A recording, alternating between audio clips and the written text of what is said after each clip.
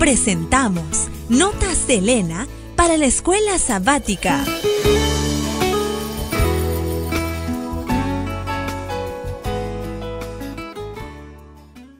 Sábado de tarde, 27 de abril. Fe contra todo pronóstico. A través de los siglos de persecución, lucha y tinieblas, Dios ha sostenido a su iglesia. Ni una nube ha caído sobre ella sin que Él hubiese hecho provisión. Ni una fuerza opositora se ha levantado para contrarrestar su obra sin que Él lo hubiese previsto. Todo ha sucedido como Él lo predijo. Él no ha dejado abandonada a su iglesia, sino que ha señalado en las declaraciones proféticas lo que ocurriría, y se ha producido aquello que su espíritu inspiró a los profetas a predecir. Todos sus propósitos se cumplirán. Su ley está ligada a su trono, y ningún poder del maligno puede destruirla. La verdad está inspirada y guardada por Dios, y triunfará contra toda oposición. Los Hechos de los Apóstoles, páginas 10 y 11. Dios llama a hombres y mujeres estables, de propósito firme, en quienes se pueda fiar en momentos de peligro y de prueba, que estén tan firmemente arraigados y fundados en la verdad como las rocas eternas que no pueden ser agitados a diestra o siniestra, sino que avancen constantemente y estén siempre del lado del bien.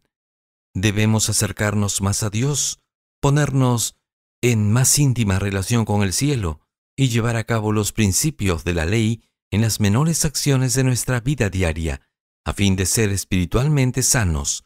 Testimonios para la Iglesia, tomo 4, páginas 78 y 79. Los reformadores no son destructores. Jamás tratarán de arruinar a los que no estén en armonía con sus planes ni se amolden a ellos. Los reformadores deben avanzar, no retroceder. Deben ser decididos, firmes, resueltos, indómitos. Empero la firmeza no debe degenerar en un espíritu autoritario. Dios quiere que todos los que le sirvan sean firmes como una roca, en cuanto a principios se refiere, pero mansos y humildes de corazón como lo fue Cristo. Entonces, permaneciendo en Cristo, podrán hacer la obra que Él haría si estuviese en el lugar de ellos. Un espíritu brusco y condenador no es esencial para ser heroico en las reformas de este tiempo. Todos los métodos egoístas que se practiquen en el servicio de Dios son una abominación delante de Él. Testimonios para la Iglesia, tomo 6, páginas 155 y 156. No debemos preguntar si se nos aprecia o no. Nada tenemos que hacer con eso.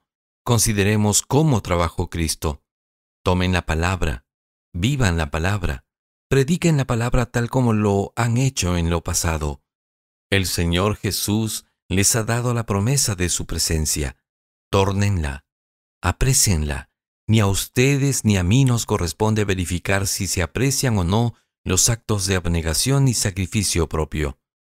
La obra de reforma requerirá toda la fe, las lágrimas y oraciones que la inteligencia humana sea capaz de soportar. Nuestro cometido es: levantad la cruz y llevadla tras Jesús, luchando siempre por manifestar el mismo espíritu que lo indujo a anhelar su bautismo de sufrimiento en la cruz. Cada día con Dios, 10 de febrero, página 47. Domingo 28 de abril. Solo la palabra de Dios.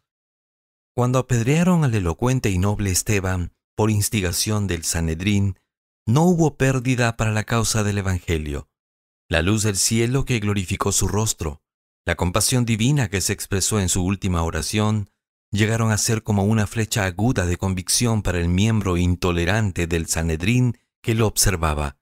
Y Saulo, el fariseo perseguidor, se transformó en el instrumento escogido para llevar el nombre de Cristo a los gentiles, a los reyes y al pueblo de Israel. Por los esfuerzos de Satanás para destruirla, la simiente incorruptible de la palabra de Dios, la cual vive y permanece para siempre, Primera de Pedro 1:23, se esparce en los corazones de los hombres, por el oprobio y la persecución que sufren sus hijos. El nombre de Cristo es engrandecido y se redimen las almas. El discurso maestro de Jesucristo, página 32.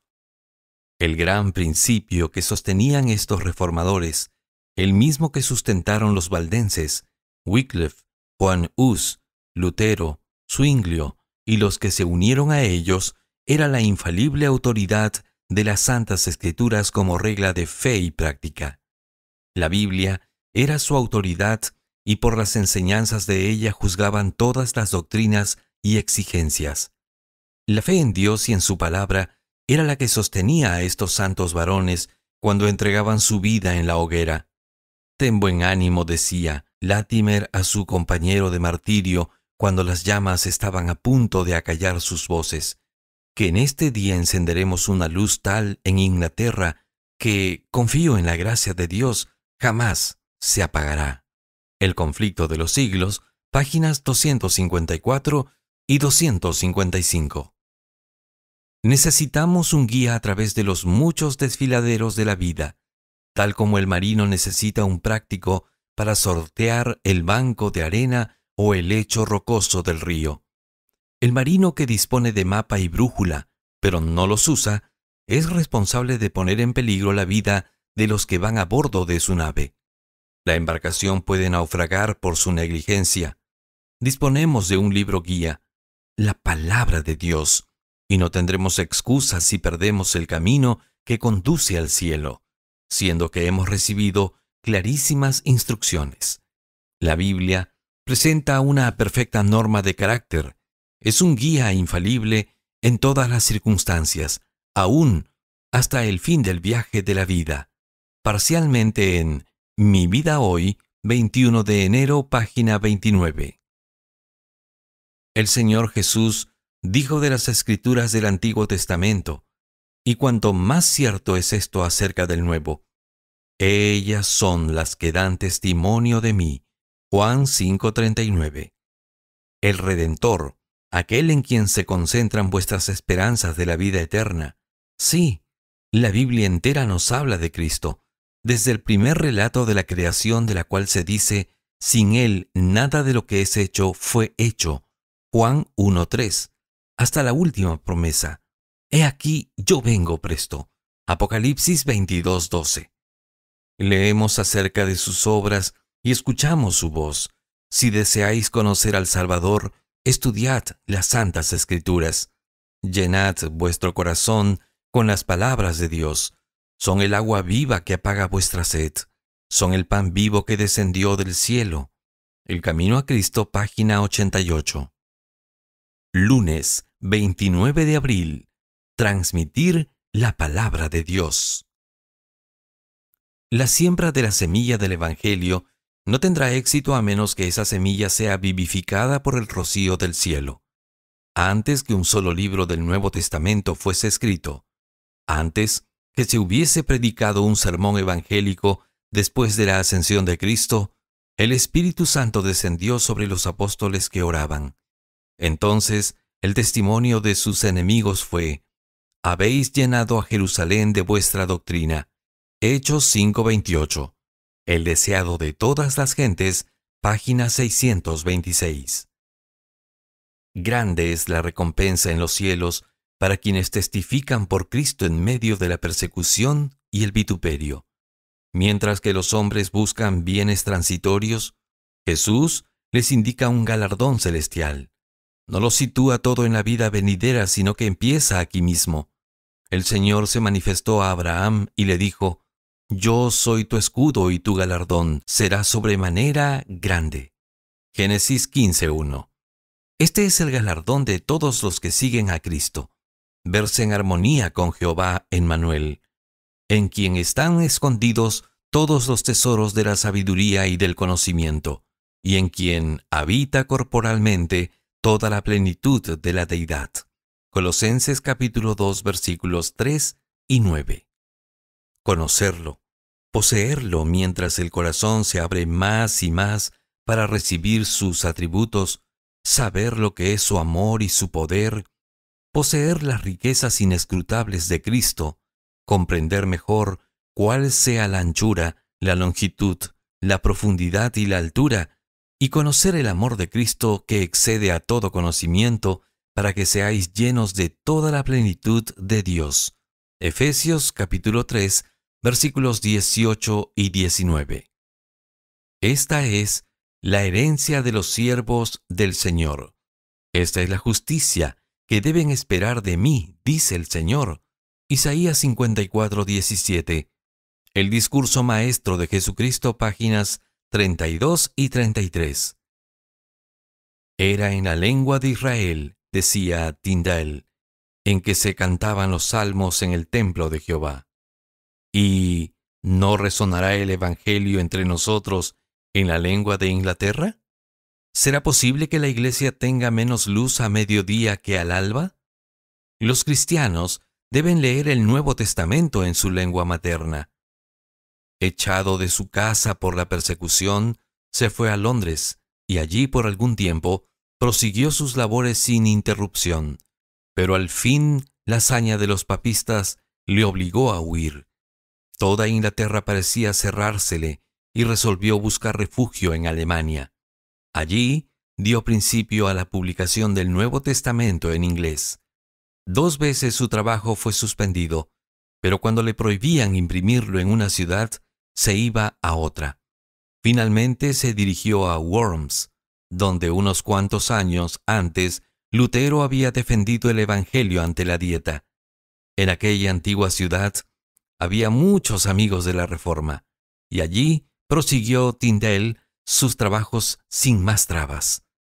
Pronto salieron de la imprenta 3.000 ejemplares del Nuevo Testamento, y en el mismo año se hizo otra edición. Con gran concentración de espíritu y perseverancia, prosiguió sus trabajos.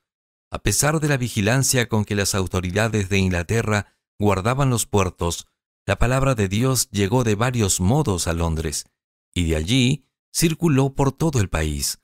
Los papistas trataron de suprimir la verdad, pero en vano. El conflicto de los siglos, páginas 252 y 253. Martes 30 de abril. Iluminado por el Espíritu.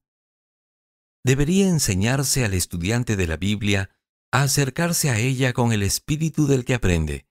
Debemos escudriñar sus páginas no en busca de pruebas que apoyen nuestras opiniones, sino para saber lo que Dios dice. Solo se puede obtener un verdadero conocimiento de la Biblia mediante la ayuda del Espíritu que dio la palabra. Y a fin de obtener ese conocimiento debemos vivir de acuerdo con él.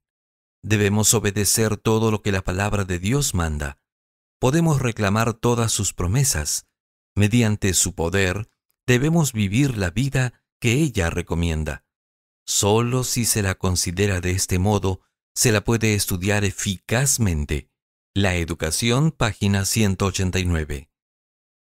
Dios entregó a hombres finitos la preparación de su palabra divinamente inspirada. Esta palabra, distribuida en 2 libros, el Antiguo y el Nuevo Testamentos, es el libro guía para los habitantes de un mundo caído, libro legado a ellos para que mediante su estudio y la obediencia a sus instrucciones, ninguna alma pierda su camino al cielo.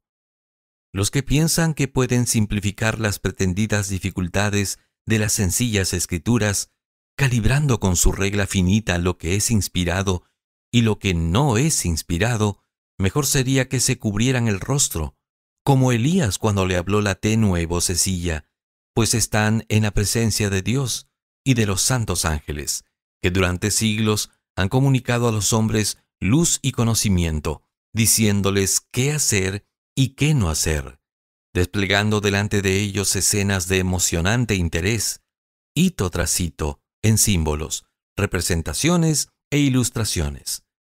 No se ocupe ninguna mente ni mano en criticar la Biblia. Esa es una obra que Satanás se deleita en que alguien la haga, pero no es una obra que el Señor nos ha indicado hacer. Los hombres debieran dejar que Dios cuide de su propio libro, de sus oráculos vivientes, como lo ha hecho durante siglos. Mensajes Selectos, tomo 1, páginas 18 al 20. La predicación de la palabra sería inútil sin la continua presencia y ayuda del Espíritu Santo. Este es el único maestro eficaz de la verdad divina. Únicamente cuando la verdad vaya al corazón acompañada por el Espíritu, vivificará la conciencia o transformará la vida. Uno podría presentar la letra de la palabra de Dios, estar familiarizado con todos sus mandamientos y promesas, pero a menos que el Espíritu Santo grabe la verdad, ninguna alma caerá sobre la roca y será quebrantada. Ningún grado de educación ni ventaja alguna, por grande que sea, puede hacer de uno un conducto de luz sin la cooperación del Espíritu de Dios. El deseado de todas las gentes, páginas 625 y 626. Miércoles 1 de mayo.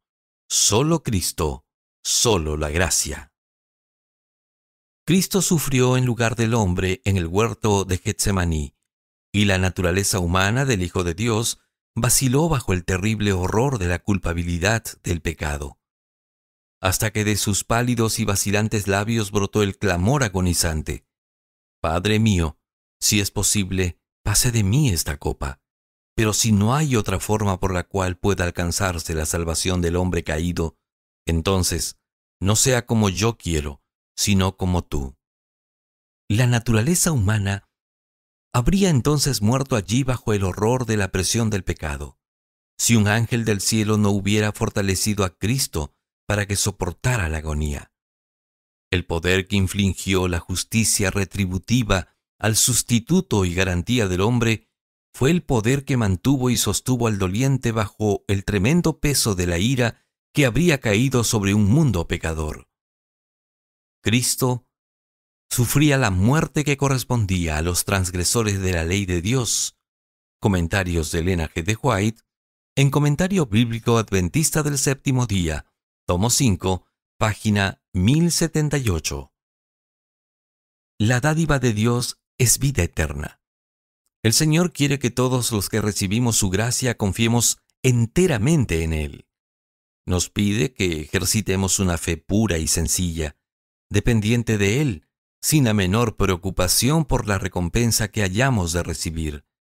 Debemos trabajar afanosamente en su servicio, demostrando perfecta confianza en que Él juzgará con justicia. En la descripción de la escena del juicio, cuando los justos reciben su recompensa y se pasa sentencia sobre los malvados, se representa a los justos preguntándose qué han hecho para merecer tal recompensa.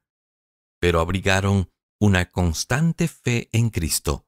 En ellos moraba su Espíritu, y realizaron espontáneamente para Cristo en la persona de sus santos aquellos servicios que producen una recompensa segura. Pero nunca tuvieron el propósito de trabajar con el fin de recibir una compensación. Consideraron que su más alto honor consistía en trabajar como Cristo lo había hecho.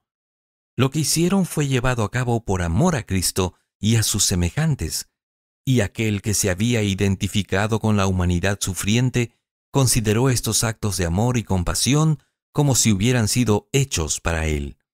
Exaltad a Jesús, 25 de noviembre, página 337. El vestido de boda de la parábola representa el carácter puro y sin mancha que poseerán los verdaderos seguidores de Cristo.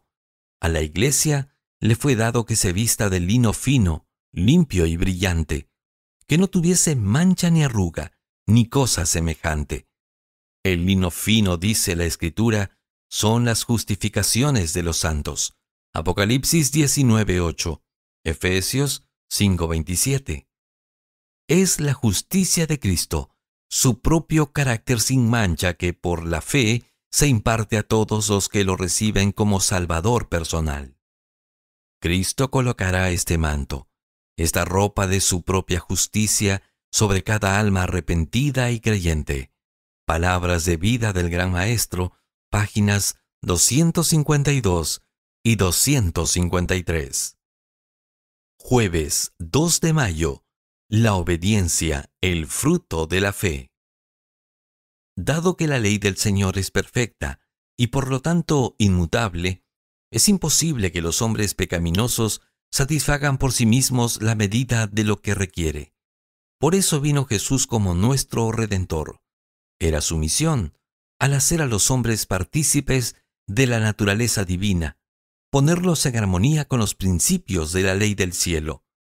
Cuando renunciamos a nuestros pecados y recibimos a Cristo como nuestro Salvador, la ley es ensalzada. Pregunta el apóstol Pablo: ¿luego por la fe invalidamos la ley? En ninguna manera, sino que confirmamos la ley. Romanos 3:31. La promesa del nuevo pacto es: pondré mis leyes en sus corazones y en sus mentes las escribiré. Hebreos 10:16.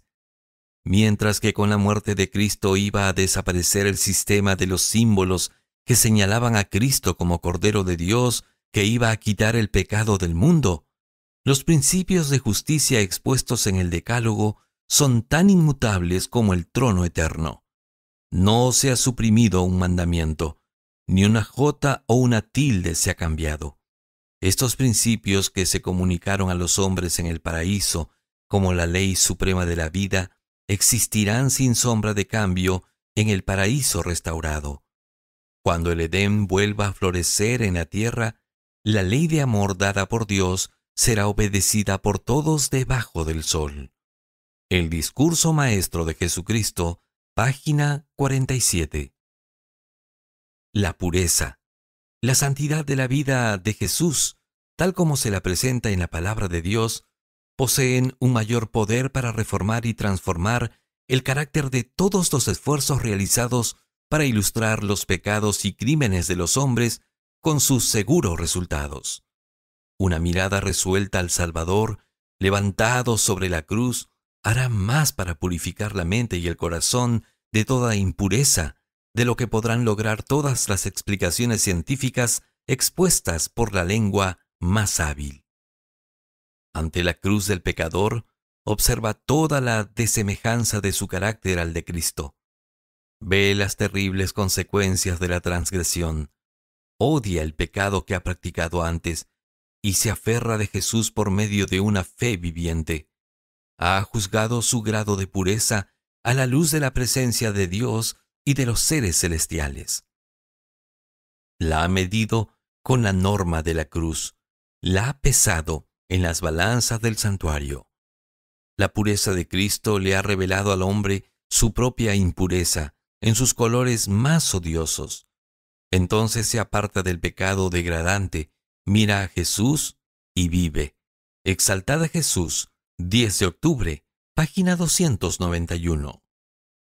Algunos parecen creer que deben estar a prueba y que deben demostrar al Señor que se han reformado antes de poder contar con su bendición.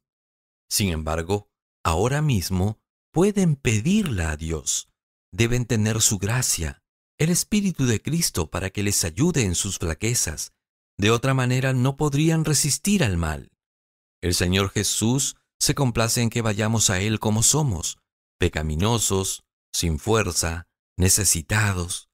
Podemos ir con toda nuestra debilidad, insensatez y maldad, y caer arrepentidos a sus pies. Es su gloria estrecharnos en los brazos de su amor, vendar nuestras heridas y limpiarnos de toda impureza.